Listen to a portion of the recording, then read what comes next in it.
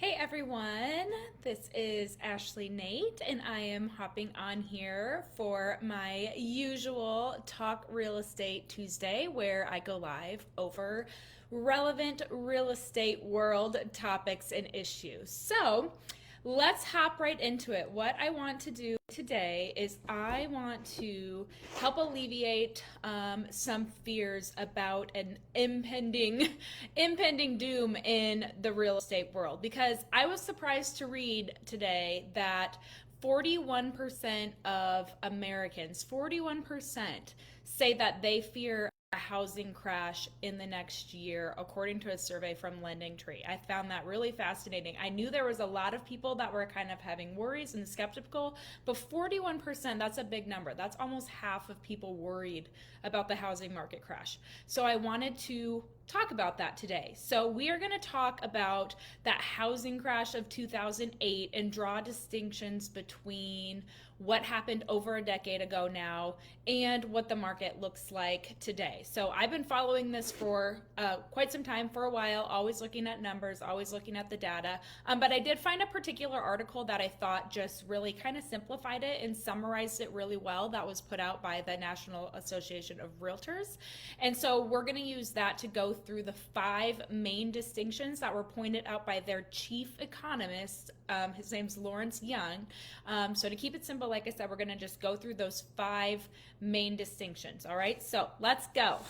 Number 1, today the labor market remains strong. So in the last major housing downturn, there were 8 million job losses in a single year. Now, this year today, we're seeing job growth. Though there are some layoffs in technology and mortgage industries, they really haven't accumulated enough to turn into an actual net job loss. So a strong job market bodes well for a strong housing market, okay? Number 1, strong labor market. Okay, number 2, a big difference between today and 2008 is that there are a lot less risky loans. So in 2008, some of you may be well aware that the mortgage market had very many subprime loans, meaning loans that were lent out to people that maybe didn't have the highest credit, maybe didn't meet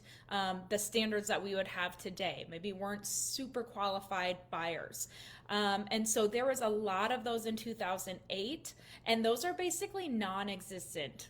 We've really learned our lesson from the 2008 days to improve lending standards. Now, this isn't to try to keep people from home ownership, but it's actually, this is advantageous to buyers. Lenders don't want to put people into a position that they're not able to afford and put people in a bad position. So the standards are tighter because this is better for everyone, to make sure that the people that are buying homes are ready and able to do so, and they don't have, something bad coming down the road that would affect them. So there's a lot less risky loans, and this kind of ties into the next 3 and 4 things. So number 2, today we're not seeing a lot of risky loans like we were in 2008, which leads to number 3, about 10% of all mortgages were delinquent on their loans in 2008, in the last housing bust, 10%.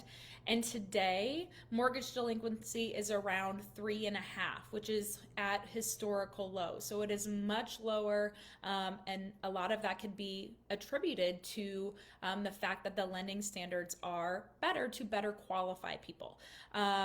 This also ties into our 4th thing, is ultra low foreclosure rates today. So homes in foreclosure reached a rate of almost 5%. It was 4.6% during the last housing crash, because homeowners saw their property values plummet and they just walked away from their loans. A lot of them also had adjustable rate mortgages, where then the adjustable rate went up. They weren't able to afford it anymore. They couldn't sell because their house was valued below what they got the loan for. And so, like I said, they just walked away. Today, the percentage of homes in foreclosure isn't even 1%. It's at 0.6%, which is also a historical low. So we have less risky loans, which was our second thing, which leads to number 3, record low delinquencies, and also number 4, record low foreclosures. So not only are things going well, they're literally at record lows. This is great, and this is a really good sign for impending doom not coming. So that's our number 4. And then number 5, and this is really, I think, the biggest reason why we're not going to see home prices completely plummet like we saw in 2008, and that is because of underbuilding and inventory shortages. So new home construction prior to the 2008 crash was amounting to, according to this article, 7.65 million units annually. Okay, 7.65 million units. Today, it's 4.6 million. So it's a lot less. So their economist, Lawrence Yan, points out that a massive housing shortage, as we've all seen from seeing that there's not as much inventory on the market, has been happening from just a decade of underproduction, of underbuilding. And that's going to take a while for us to recoup. It's going to take a while for us to come out on the other side of that. So even though from last summer when inventory was really, really record lows, we've made great grounds. There's a lot more houses on the market than there were last summer. So we are making good movement.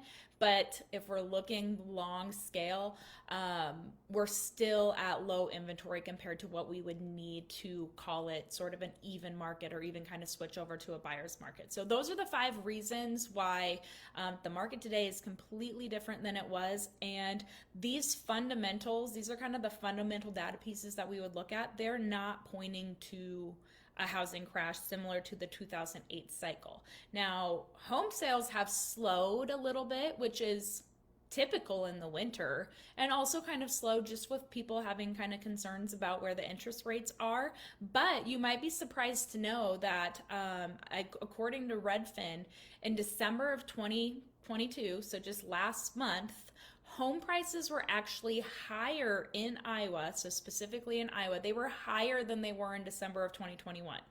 So prices are still going up. So from that annual comparison, they were up, not a lot, they were up by a 0.4%. So, I mean, you can call that up, you can almost even call that stagnant, which is really points to what I've been saying and what many of the economists are saying, is that we're likely not going to see big depreciation in home values, but what we're probably more likely to see is a deceleration, meaning that the home values are going to continue to go up, but at a much slower pace than they were, which is what we would expect, because the past few years when we had appreciation of 10, 20, 30% in some of the crazy metro markets, that is not normal. I mean, I wish it was. I wish you could buy a house and expect that you're going to get 20% increase in value every single year, but that's just not normal. So now what we're seeing is that slow back down to normal. So that might mean a little bit of deceleration. Instead of going up by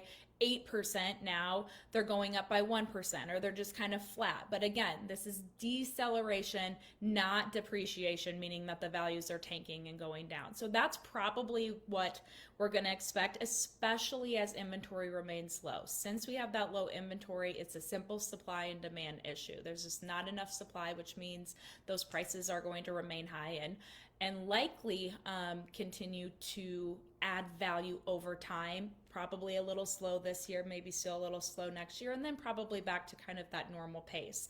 I've brought up in many of my lives that the average annualized appreciation in real estate from 1928 to today is 4%.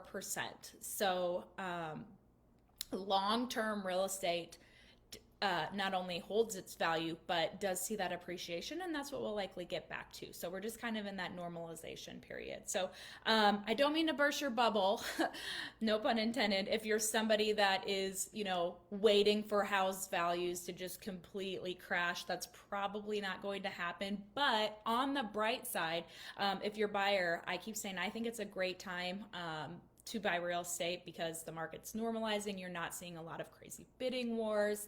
You have a lot more leverage. There are some really great grants that are available to get people into homes if you're a first-time home buyer. or even if you're not a first-time home buyer, there's lots of great options. And you just have some more leverage to work with sellers to come up with a good price and put together a good deal. So it's all good. It's all good. I hope this helped to alleviate some of those fears or concerns, or just kind of give you some background information and knowledge on the data points. But I will be seeing you guys next Tuesday. This was my 10th episode, so I'm feeling pretty good about that. It's been 10 times I'm hopping on here. I don't know if anybody's watching or not. If you are, drop a hashtag replay below, say hi. But yeah, it's been fun, and I hope I'm providing value. Please feel free to reach out if there's anything that you would like to learn about or hear me chat about. I would love recommendations for topics, but otherwise, I hope you guys all have a great rest of your week. Bye.